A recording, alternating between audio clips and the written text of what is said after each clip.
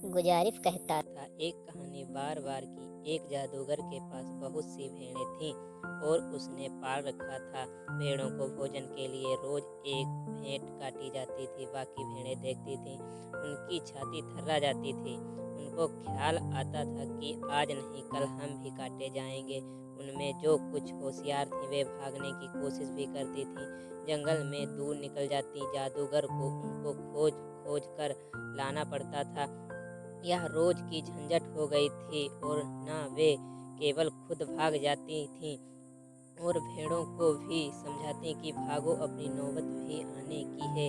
कब वह हमारी बारी आ जाएगी पता नहीं। यह आदमी नहीं है, यह मौत है। इसका छुरा देखते हो, एक ही झटके में गर्दन अलग कर देता है। आखिर जादूगर ने एक तरकीब खोजी। उसने सारी भेड़ों को बेहोश कर दिया और उसने कहा, पहली तो बात यह है कि तुम भेड़ हो ही नहीं। जो कटती हैं वह भेड़ हैं, तुम भेड़ नहीं हो। तुम में से कुछ सिंह हैं, कुछ शेर हैं, कुछ चीते हैं, कुछ भेड़िए हैं।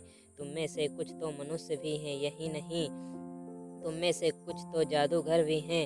सम्मोहित भेड़ों को यह भरोसा आ गया। उस दिन से बड़ा आराम हो गया जादूगर को। वह जिस भेड़ को काटता, बाकी भेड़ें हंसती कि बेचारी भेड़, क्योंकि कोई भेड़ समझती कि मैं मनुष्य हूँ और कोई भेड़ समझती कि मैं तो खुद ही जादूगर हूँ, मुझको कौन काटने वाला है।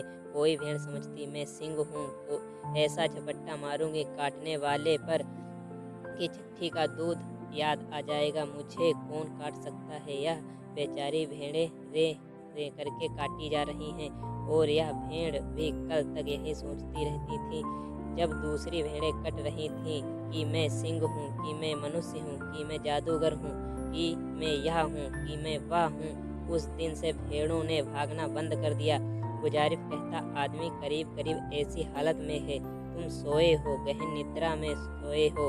आध्यात्मिक अर्थों में सोने का अर्थ समझ लेना। सोने का अर्थ यह नहीं होता कि जब तुम रात को बिस्तर पर आंख बंद करके सोते हो तभी सोते हो। वह शारीरिक निद्रा है।